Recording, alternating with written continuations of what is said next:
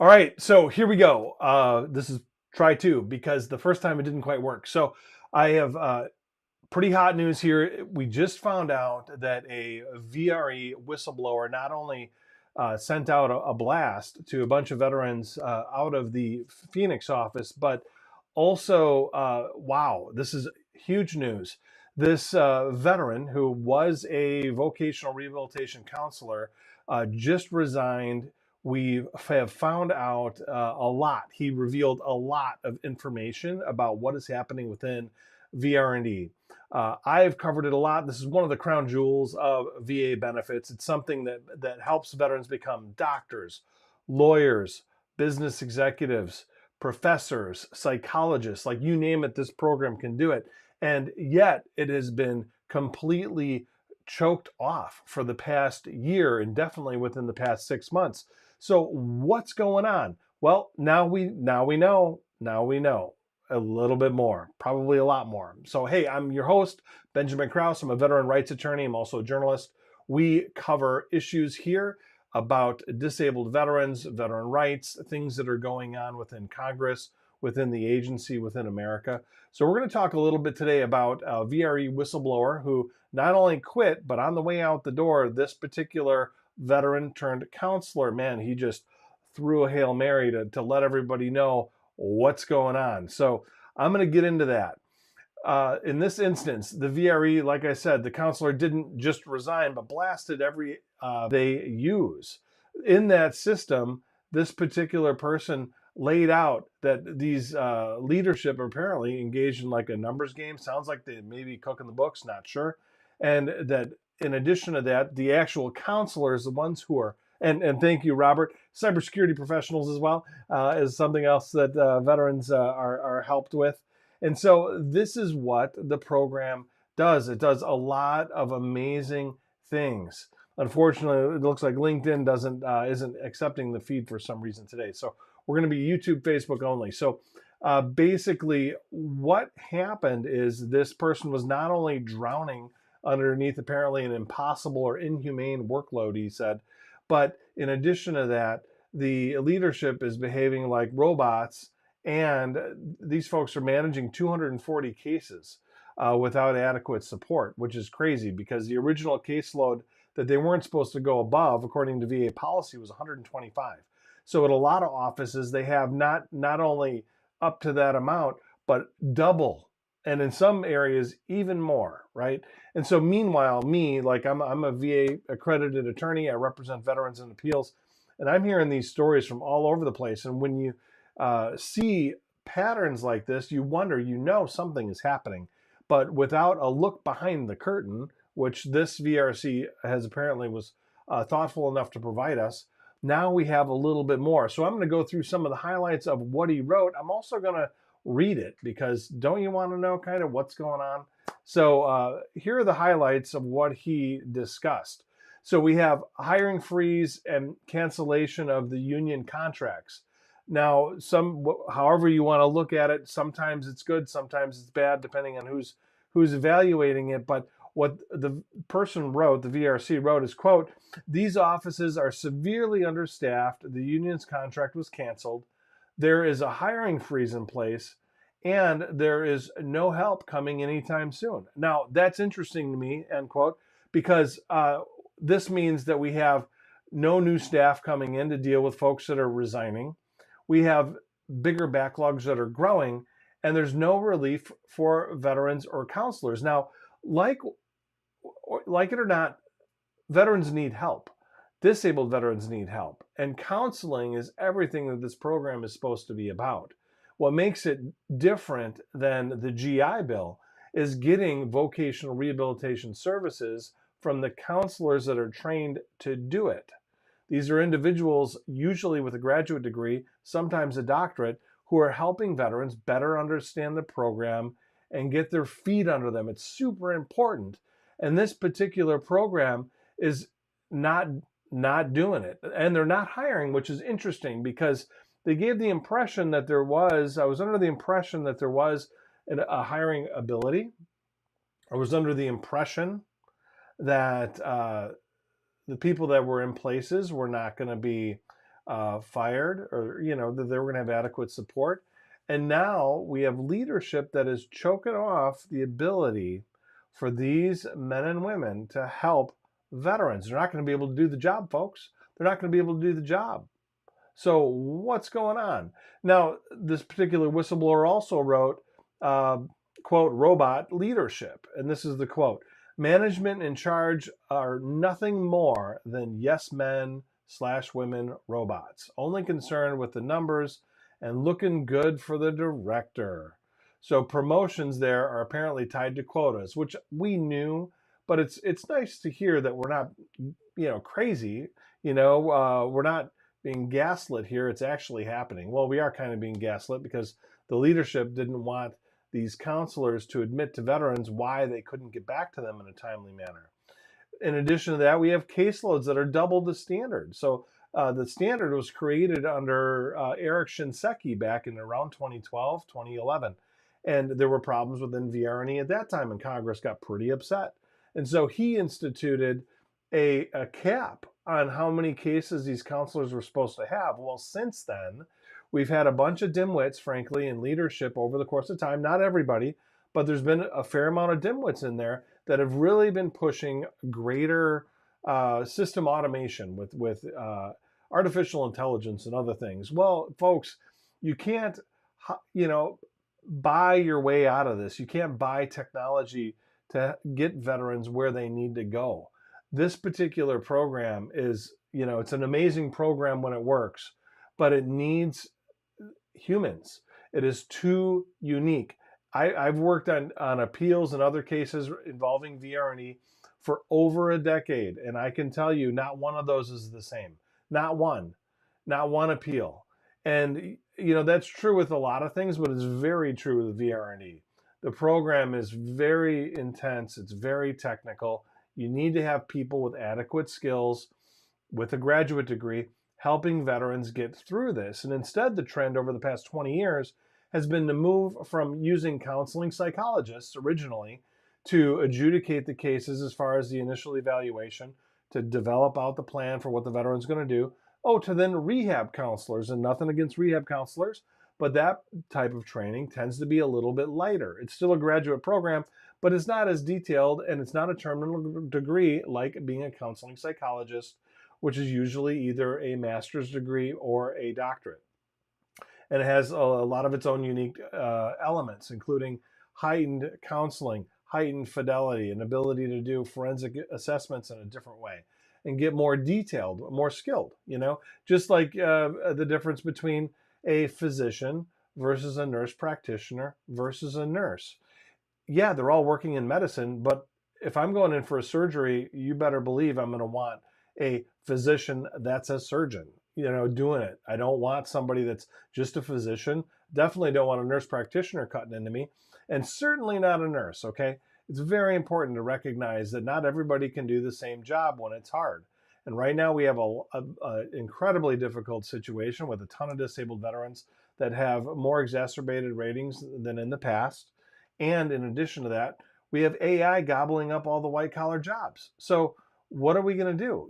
We have to really put our best and brightest out there to try to figure this out. Plus, we're coupled with, greater competition against countries like China and other things. So it's incredibly complicated. We have disabled veterans that our country has promised to not fail.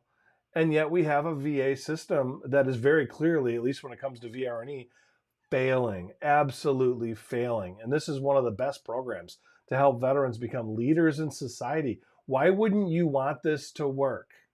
Why wouldn't you want veteran leaders? Just think about it. Why?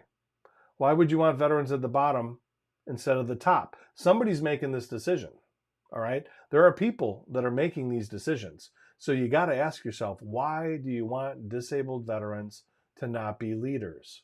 Why do you want to prevent that? Or why are you making decisions that are effectively bringing that to happen? So we got to ask, because we're having no problem sending very expensive bombs and lots of money to places like Ukraine. And yet we're hammering on disabled vets to try to, prevent the program from working that's supposed to help them succeed. I don't know. There's a lot of questions that I have here. In addition to that, they talked about absorbing the blame. And this is another interesting quote, counselors are being told to absorb the blame, which is outrageously unfair, end quote. Now, in this instance, it sounds like counselors are being told to take the brunt of the blame without telling veterans exactly what's happening. Now, this has been going on for a while. I know some counselors are sick of it. Some counselors are pointing out that they have 240 cases to veterans and are like, look, I'm doing the best that I can, but based on my caseload, I can only spend 8 minutes per week per veteran that I have. I'm sorry. I don't have time to get through all of this, right? So they're just trying to hit their numbers as desperately as they can because whoever's in leadership has decided they want this to be more autonomous without all the touches. But unfortunately, VRE, as it's created through Congress, is a high-touch program. You can't get around it. And so importantly, like, why does this matter? Now, another thing that the whistleblower brought up, just to drive it, home, quote, the counselor said, well, this is what he's saying. So basically, the counselor is saying that leadership is going to make the numbers. Well, what? They're going to make the numbers? What's this about? Why are they making the numbers? Why is this putting VRE, counselors at risk? Apparently, there's threats against them at these locations because veterans are getting upset. They're having breakdowns. They're concerned about getting a job, getting timely access to help. So why is VRE again the sacrificial lamb here? What exactly is going on? So I'm going to take a little bit of time. I'm going to read this whole thing out. So if you can see it, I just want you to see it. I'm going to post this also on the website so that you can read it in greater detail because again, I think it's important. It highlights a lot of fundamental breakdowns. And while VRE is one of the smallest programs that VA, administers, it's only like a $2 billion program. It has the ability to do a lot more than it does. And I keep coming back to why. Why is it doing, less than what it can do? So here's what the counselor wrote and set out. So, final word in all caps, and then greetings. I have decided to move on from this job. As disappointed as I am with the quote VRE system, end quote, from an employee standpoint, I had every intention to just walk away on my last day and say nothing. But I feel like I deserve to write this email and you deserve to read it. So excuse me while I vent a bit and not absorb the blame like we are told to do. Now, this is interesting. Absorb the blame like we are told to do. I want you to think about that. Okay, now going back into the letter. Being a disabled veteran myself, I am no longer in control of my peace. I went to war for this country, so this is a combat vet, and I refuse to not have control over my peace. Therefore, I must regain what it feels to be human again. And unfortunately, I cannot do that while working this job. And today I am resigning from my position as your counselor. Being veterans, we have a certain way of doing things.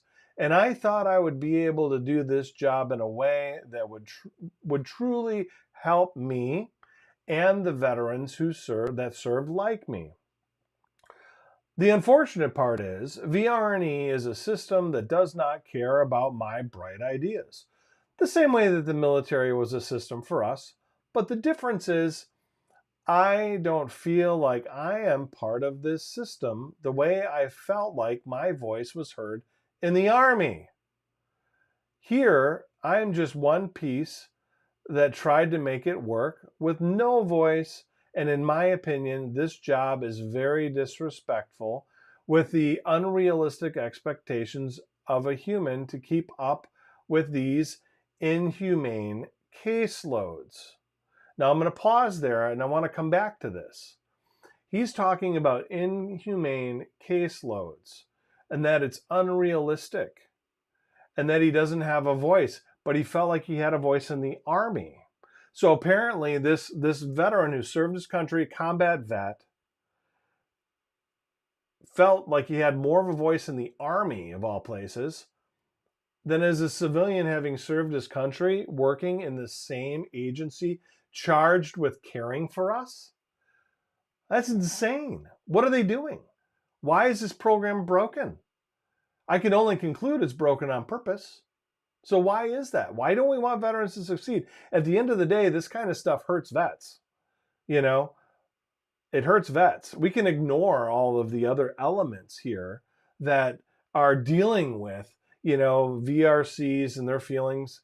I don't want to diminish that because I think it's important as mature adults that we acknowledge that when we're interfacing with people, the people that were working with us, whether we're the client or not, they're human. They want to feel good. They want to feel like they're winning, right? Nobody wants to feel like a loser. So, let's drill into this a little bit. So going back now to what he says, next paragraph. This is a numbers system, and in many ways it has lost the human element of the program. The counselors on the other end of your caseload are human, trying their best to keep up with a robotic amount of work in a system where only the numbers matter. And the counselors are being told to, quote, absorb the blame, end quote, in order to not put VRE business out in the street, which is outrageously unfair to the humans fighting for their livelihood while maintaining your case. Okay, now let's break that down a little bit. A number system. Okay, obviously they're engaging in quotas they're not supposed to, or they really shouldn't. The agency, this is not supposed to be run like a business. I know that a lot of people want to apply business logic and systems to a governmental agency, but it doesn't really work, does it? Right? It always fails. The reason that we want an agency, we want it to function, we want it to be appropriately run, appropriately managed, but we don't necessarily want that system to act like a business, to be profit first. We want it to be people first, right? That's kind of what it is, right? We want the veteran to be first, not profit, not money. We want the veteran to thrive. And we want the VRCs on the ground to thrive too, right? Because if they thrive, then they're happy, they're helping veterans do what they need to do, right? It's a symbiotic relationship. We can't expect people to take abuse, whether it's from leadership or veterans, being abused. We just can't expect it to work then. They're going to quit. They're going to go find a job that makes sense somewhere else, right? But that's not what we want. We want the best and the brightest to serve our veterans, right? If we want the VA system to work right, the best and the brightest, okay? So then going on. As a veteran, of course, you have the right to put in your complaints, but one thing I will leave you with is the next time you feel the need to complain, think about complaining about the system itself and not the human on the other end, overwhelmed by the countless amount of phone calls due to COB directives, emails, repetitive casework, and nonstop demands from veterans, schools, management. Management is the big problem here. Burnout to the max, and functionally depressed. All to, quote, serve veterans and their families, unquote, which of course is what we are here to do. But we cannot do that if we are also the ones that need help. It sounds like this guy needed a break, right? Needed support. Didn't get that support. And he's a veteran. These are the ones, he's a veteran in the system. Don't you want to keep these folks? I thought that we would want to keep them in the system, Anyway, so he goes on. As stated, you have the right to your complaints, your congressional complaints, your White House complaints. But the complaints should be directed toward the powers that be who are responsible for the funding of this program. Hello, winner, winner, chicken dinner. Ding.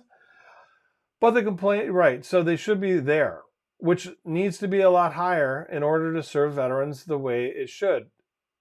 Now I'm going to stop again. The funding for VRE has been disgustingly low. When the budget itself has tripled or quadrupled for VA over the past decade and a half, now we're at almost $500 billion. Guys, $500 billion. That's insane, by the way. That's a lot. The cost of war, it's expensive, to go to war because then you got to help people afterwards if you want to live in a God-fearing country that believes that we should support our veterans, right? It's expensive to do. So we probably need to think about that next time we decide to go to war or bomb other people, right? Let's think about how much this is going to cost, in the long run, not in the short run. So here, what the complaint, the veteran who complained here is talking about is the money, the money, the money. It comes back to the money and the staffing. They do not want to staff this program appropriately. They want to choke it off and force it into an AI system. I'm convinced of it after watching this go down. They've been able to do that in part with compensation and pension, but there's a lot of problems with that too, because everybody's different and it's just very complicated at the moment, and then AI is just not smart enough. Well, they're, I think, trying to do the same thing with VRND and to make this into a evidence-based system, right? Which really just means turning people into algorithms, right? And that's part of why medicine frequently doesn't work the same as it used to. People don't know how to practice medicine anymore. They know how to follow algorithms. And they want to do that same thing with VRNE and put that into another system like IBM Watson or something, because they don't want people doing the work. They want to eliminate jobs, right? Unfortunately, that's the reality, and our government is helping develop that data to basically, bite off its own face.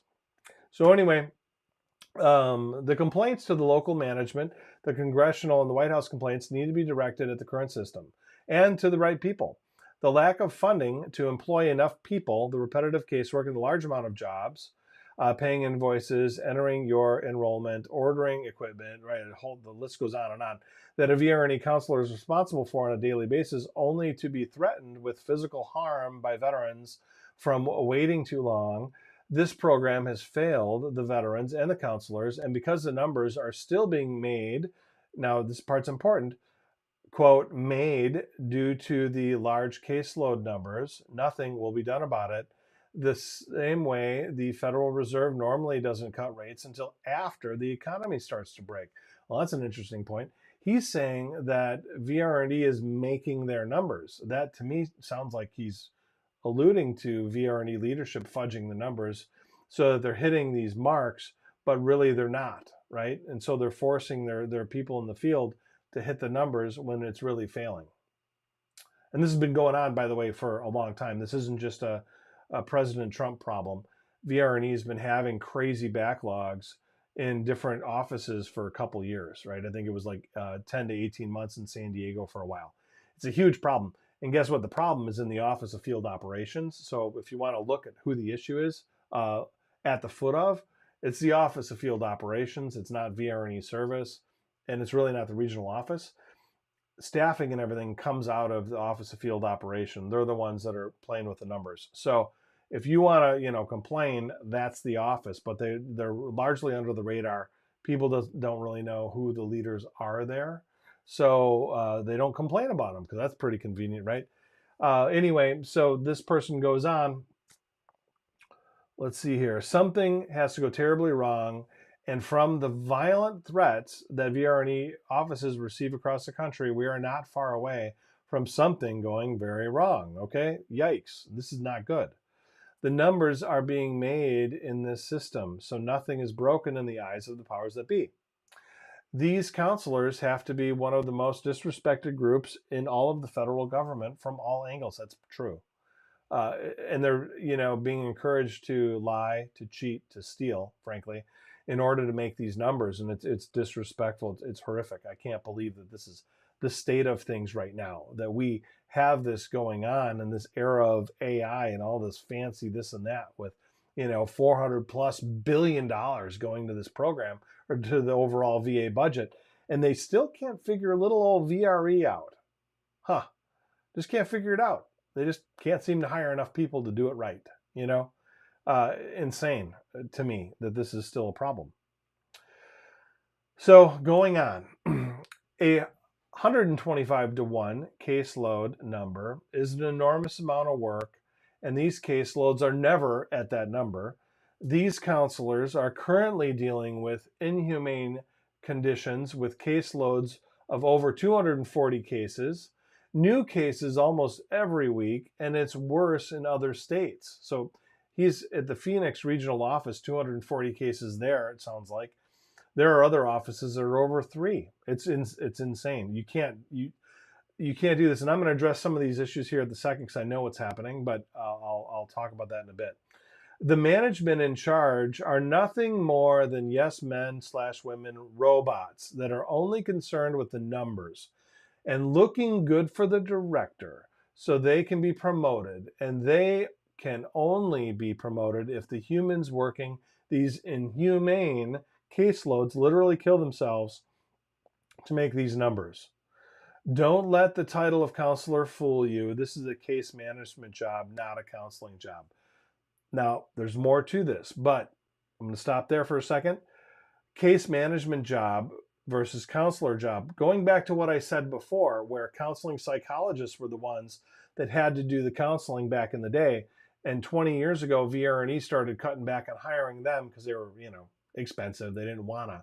So then they started hiring these rehab counselors because somebody said, well, we can do the same. It's the same. But at that time, the rehab counselors were really the case managers. They were the ones doing the day-to-day stuff. Well, then they cut out the higher qualified people that are supposed to do the hard work. And the case management folks that were supposed to be doing that now are doing that job and doing the case management, right? But the case management was hard before. But now it's really hard because they have to do both. And so, he's kind of complaining about them doing the case management. Well, that's what it was before, 20 years ago. And they changed it. VA leadership at that time changed it. I'd like to get some of the original rationale behind why they did that. And now he's saying it's not a counseling job. Well, this is a problem, right? Because it's vocational rehabilitation. Well, it used to be called vocational rehabilitation counseling. In 2020, Margarita Devlin, who's now a higher up there, again changed the name. So it used to be called vocational rehabilitation and employment.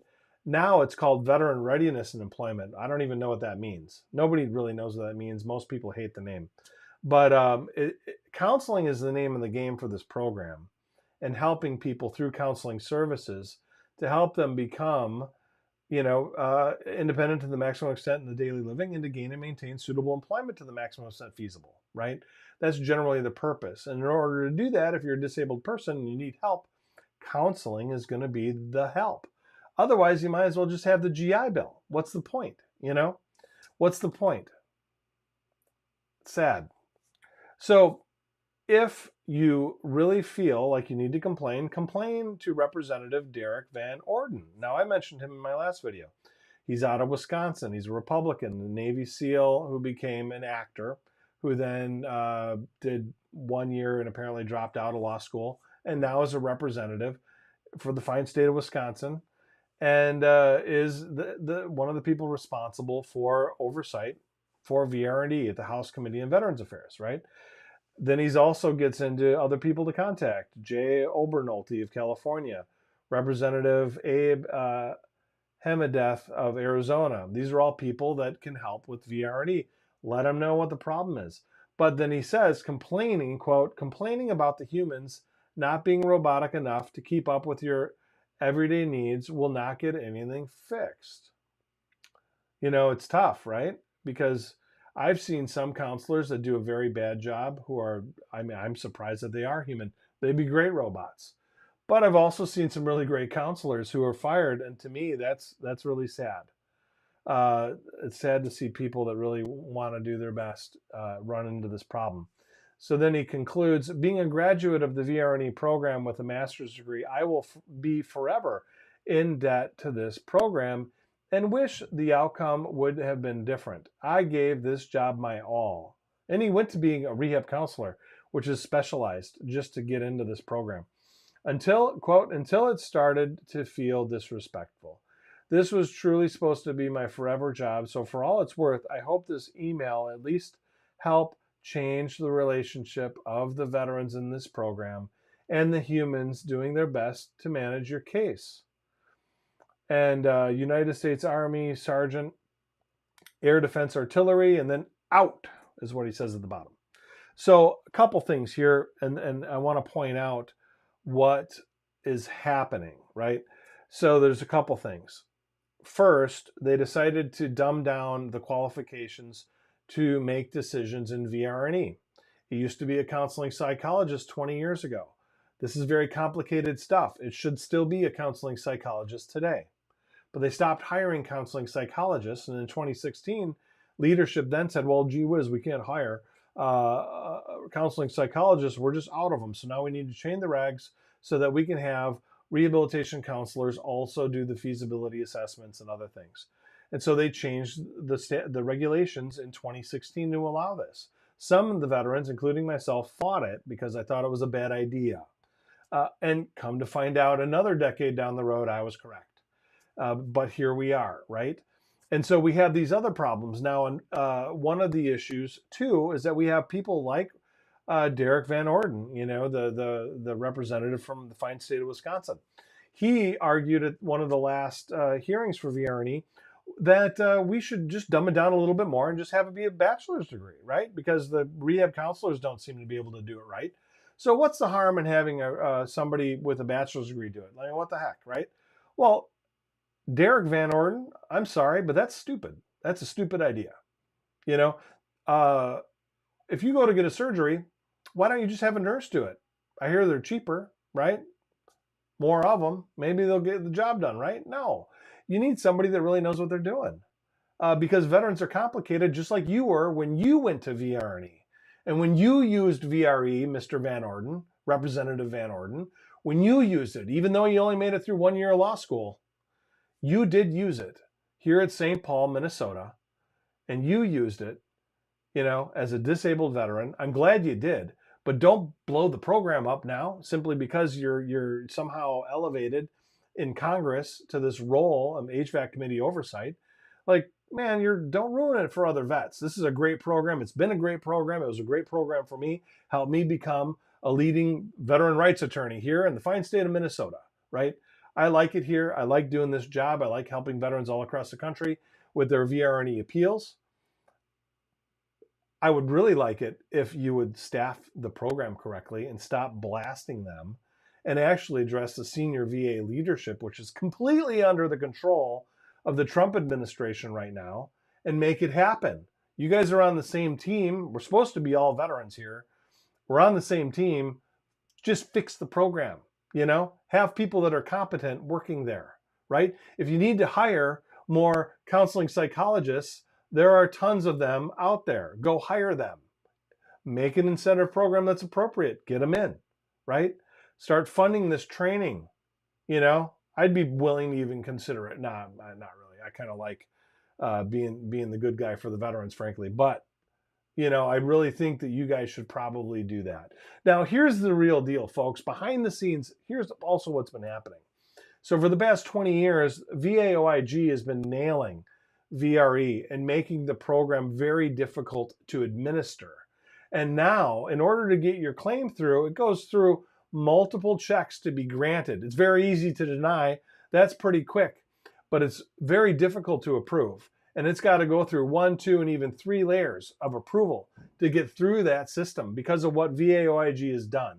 And they have made recommendations that are impossible for the program to administer. And then senior leadership then looks at the program. Well, I guess we can't do that. Right now, we're seeing that across the country with all these high-cost memo denials. Tons of it's all over Reddit. All these programs are, if you have over $100,000 for tuition in that year, which happens at some of the better schools out there, they're getting denied, but they're not going through the due process, the correct processes before that happens. And they're just kicking these cases out one after another, and they don't really want it to work right. Somebody is in there jamming this system up. And again, this is the best. If you want wars to be better, if you want America to be better, you better get more veterans who are disabled in positions of leadership. Because what better way to fix the program than to have the people that paid the cost into perpetuity come into positions of leadership and bring forth that wisdom, that knowledge, that God-given insight into this America, into this government, to help it operate in a way that's better, more accountable, hopefully maybe even more cheaply run, But you're looking at the wrong program. This is not the program of bloat. It just isn't. You know, they've had double the amount of applicants in the past decade, and the budget has barely moved. I mean, that's insane. The cost of housing is like tripled, and yet the budget for this program has barely moved. You know how expensive it is to go to college now? It's insane. You know, I didn't do that. We didn't do that, but it's insane. The system has got way bloated. But why should that be our problem? Congress has created this program to work a certain way. Why do we have to face this crisis alone? Why do veterans have to bear the brunt of this again? You know, so you got to go through another VA and you got to fight. What is happening? You know, so I'm going to put this on President Trump's plate. President Trump and your team, you know, you guys can feel free to reach out to me. You know who I am. You got my number. You reached out to me before. You know, I'm happy to help. But I'm not going to let you guys destroy a program. It's a small program, but it's an important one. I'm not going to let you destroy it. No, I'm gonna make sure that at least, you know, my voice is out there, that people are going to hear who's to blame, and they're going to get some fingers pointed at them, because I think that's the only way to do it, right? So we may not own the courts.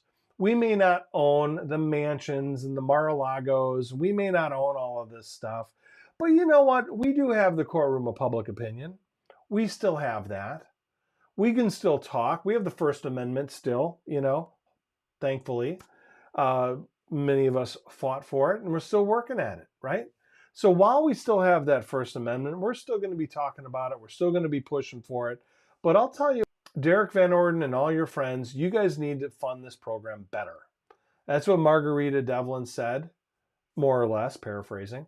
But, you know, pointed out we need another 350 some odd counselors. True. But we also need to go back to the oldies and hire some of these counseling psychologists. Yeah, they may be a little more expensive, but they're going to do the job right. Unless, of course, you don't want veterans to get the, you know, best services out there. And if that's the case, then screw you. You know, I'd like it if you would just, you know, pony up that information, folks. So anyway, that's my 2 cents here about what is happening. I'm going to post this on the website, disabledveterans.org. That's where we write about these types of issues. We're going to be covering it here in YouTube and elsewhere. You know, you're going to be seeing it come up. But now that I've seen the pattern, we recognize what's happening. It's affecting, you know, in my law firm, it's affecting my clients, it's affecting my friends. You know, this is not cool. I'm not okay with it. I'm going to do what I can to fight it. There are bad people in VRNE, I'm aware. There are a lot of good people too. So let's try to get the right people in there. Let's boost up the numbers, double the budget, hire the people that really need. I mean, come on, you got a budget of almost $500 trillion. And this tiny little program that helps veterans be leaders in America, you can't fund it right? Like, come on. You know, where's the money going? I want to know. Where is it going? Where's the bloat? I know it's in there somewhere. So until next time, folks, I look forward to, you know, learning more about what's happening. Post in the comments here below. Also, check out the website, disabledveterans.org. You know, you can reach me, of course, through my law practice. That's the easiest place. My number's on the website there, benjaminkrauselaw.com. That's an easy place to get a hold of me. But, you know, at the end of the day, we want veterans to get the services that they want and that they need and that they're entitled to. You know, Congress has already spoken about this program 40 years ago. Let's get back to the basics, man. It doesn't need to be this complicated, you know? Let's fix it, make it less complicated. You cannot possibly staff to meet the expectations of the M28C policies that you've created because of what VAOAG has found. You know what? VAOAG, fine, they found the stuff. Fix it, but don't jam it down veterans' throats, you know, just because it ain't right, you know? It's just not right. So anyway, we got a few comments here. I'm going to read through these before I go. I really appreciate you guys. Robert here talking about this. Apparently, the story was on, let's see here, was on Reddit. Hey, Robert here. So yeah, he saw this on Reddit, you know, and I don't know. I think I think there's a lot of good with unions. I've seen some bad too. I get it. But I think I don't know if I agree with President Trump canceling all the union agreements. So I think that's going to be obviously hotly litigated and be a problem down the road. One thing here that he says. So Richard writes, the VRC is not your friend. Remember always that's true. Okay. It's true. They are there to conduct a forensic examination of you when you apply. And that's it. They're there to do that. They're there to hit buttons, right? And unfortunately, right now, they're not there to counsel. It's literally what they're supposed to be doing, but they're not doing it. So, but the VRC is not your friend. When you go in there, make sure that you understand that what you're saying can be used against you. While you do have rights, VA has kind of a fun way of trying to make sure that our rights are as diminished as possible. Admiral Murat, vocational rehab is extremely important, and we're in a breakdown economy. That's true. And right now, I mean, veterans are going to need this program more than ever. Disabled veterans who are going to be dislodged from jobs and are going to be stuck. And they're going to have disabilities. They're going to be older. They're not going to be able to get back into work unless they go in and get retrained. So it's super important that we do everything we can to get VRE the resources that wants it to go. So thanks for this one. I'm not going to read that out loud, but anyway, I totally get it. And then Sumat writes in, let's see if I can get this. Your writings on the disruptive behavior program were super helpful. I'm glad. Thank you. That was like, by the way, 12 years ago that I wrote that. So I probably need to I bet there's more to the story. So maybe we'll start doing more representation on that too through one of the nonprofits that I'm involved with. So I'm glad to hear this. That was useful. Let's see. A VRC are people and are being burned in a way that's making them burn us. That's true. There's no human element at all. Yep, I agree. From what I can tell, and I work with quite a few. So Robert asks, I wonder what Secretary Doug Collins would comment on this. I do too. Probably wouldn't, but maybe he would, maybe.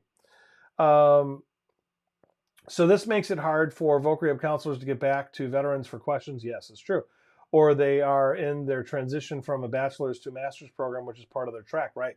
So if they have 240 or more veterans that they're working on, and they're, veterans are all, needing help yesterday, because the program isn't working right. And so it's got to be a complete mess. All right. So Admiral writes, I will be talking to Marjorie Taylor Greene. I agree. I think you should do that. Absolutely. Aramis says, I personally have helped veterans obtain laptops, desks, monitors, iPads, etc. by utilizing this program. Absolutely. Let's see here. So then he writes in, I was ghosted by my counselor for 3 weeks, and he issued a no contact denial. Denying me due process, gave me I'm sorry to hear that.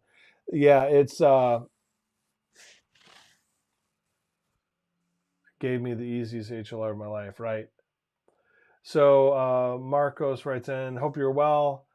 I'm 100% permanent. Use loan forgiveness for undergrad, and now I'm in my 4th year. Awesome. And they say I can't get any more loan forgiveness, right? So yeah, that's true. You really should use VRE though if you haven't.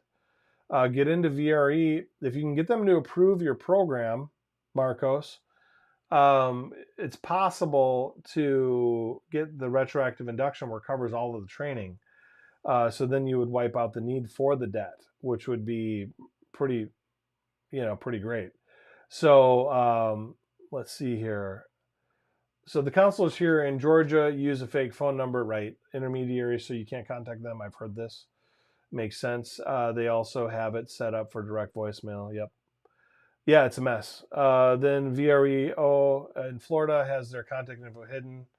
Yep, after reaching out. Yeah, so they've been, Veteran Benefits Administration has been gradually kind of cloaking themselves. So it used to be that you could look and find out who leadership is within any regional office. And it was a really, it was great because then you just email them. And that information was public. Of course, as an attorney, I have that information through my own systems, but through the public, now there's not that level of accountability, right? So veterans don't really know because it's hidden, crazy. So all the more reason, now it's, I guess we're going to have to do something about this, make it public, that's all we got to do. And then at least then, again, courtroom of public opinion, folks, that's where the rubber hits the road, the cases or whatever. I mean, people get paid out or, it's not as big of a deal. But if the information is public, yeah, that's a different deal, yeah, so this is unfortunate.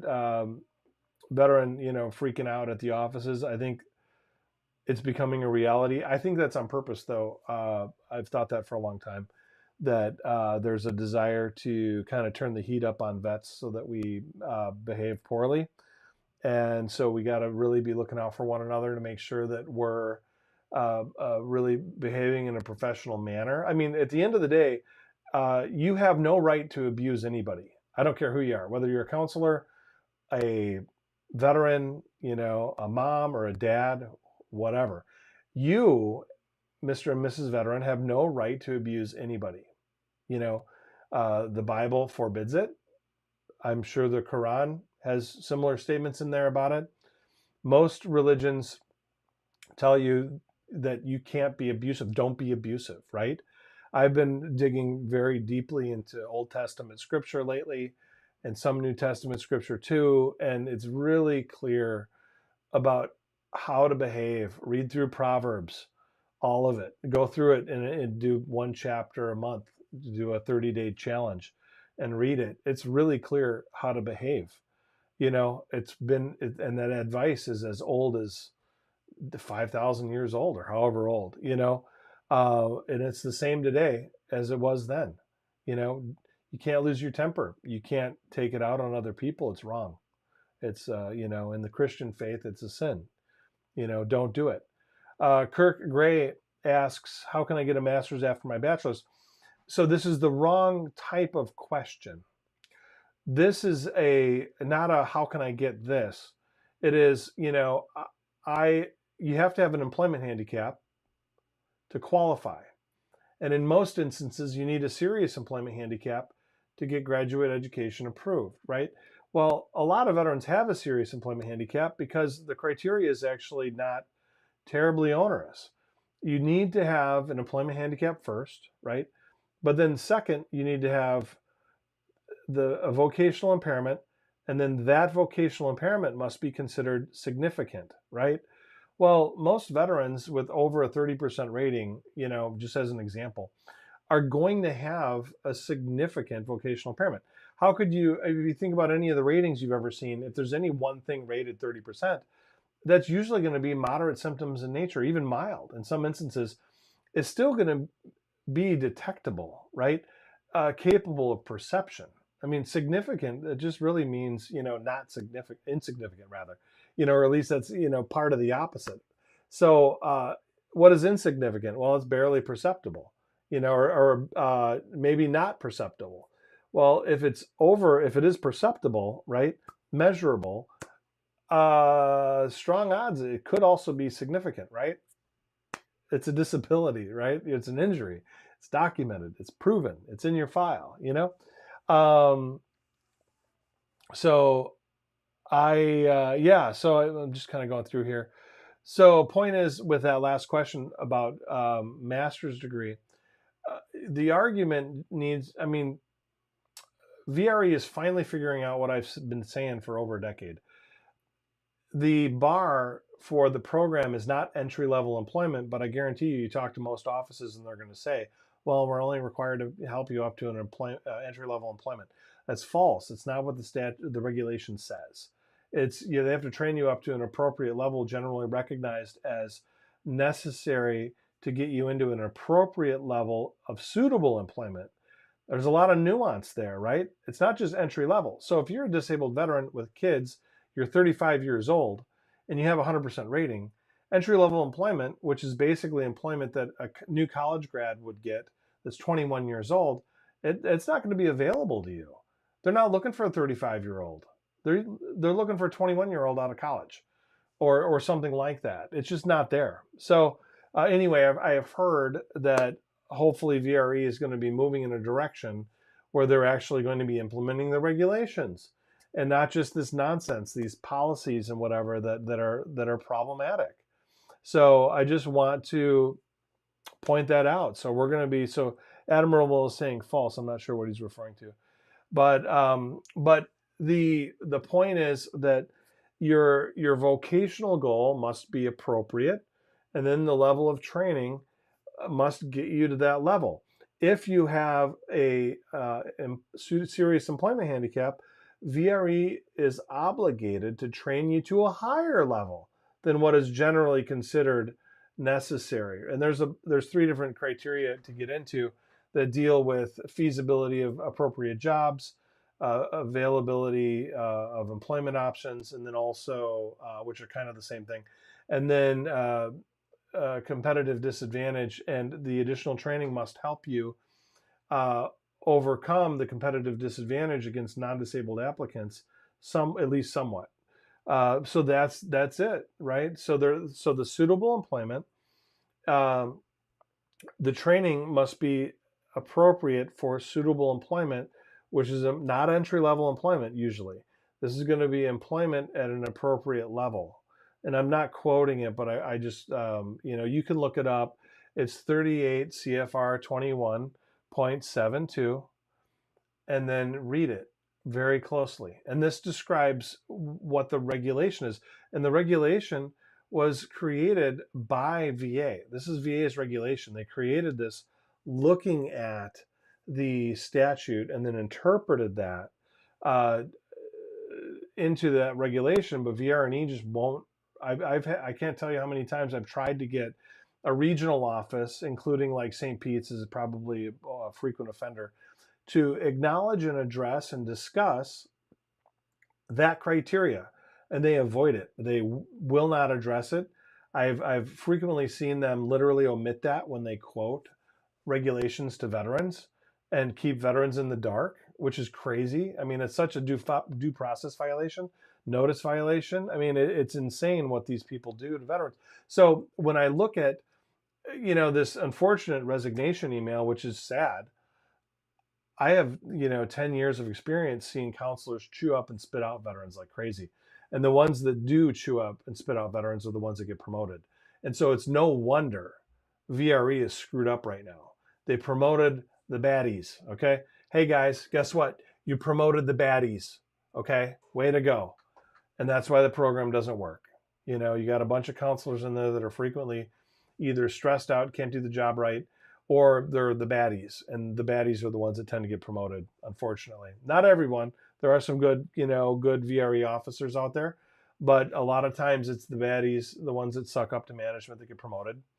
And they're the baddies, they're the ones that don't treat veterans fairly. So anyway, then let's see, Admirable. I like this one. Great. And then Aramis asks, what's the average HLR wait time? So I don't know what the number is right now, but what I can tell you is that sometimes we're seeing them come back quickly, but that depends if the veteran has an economic hardship, like a severe, extreme economic hardship, or a serious injury. If either of those two are met, then we request expedited processing. Sorry, I'm not laughing at this one. I'm laughing at another one that came through. But anyway, so I don't know. I would say probably between 3 to 6 months, just depending. And then, of course, Admirable writes, but I love the baddies. Anyway, all right. Well, folks, God bless. Appreciate the time. I don't know what to say. I'm glad to see this kind of thing come out, because now it's out there. And now congressional offices can see it, can be concerned. This isn't just happening in Phoenix. This is happening all over the place. San Diego is just have all kinds of problems. They can't hire enough. And right now it sounds like there's a hiring freeze. So that's a problem. this program is not working. And if you want more veterans to be leaders of society that are going to help us, fight better wars, take better care of the country, be better leaders, you better help veterans get through this program. Disabled vets. I don't know. I just am not clear, other than it does appear like there's a plan afoot to keep veterans under somebody's boot. That's all I can say. So anyway, until next time, you all take care. Have a great weekend. God bless. And thanks. I appreciate that. And take care. Have a good weekend. All right. Have a good Labor Day.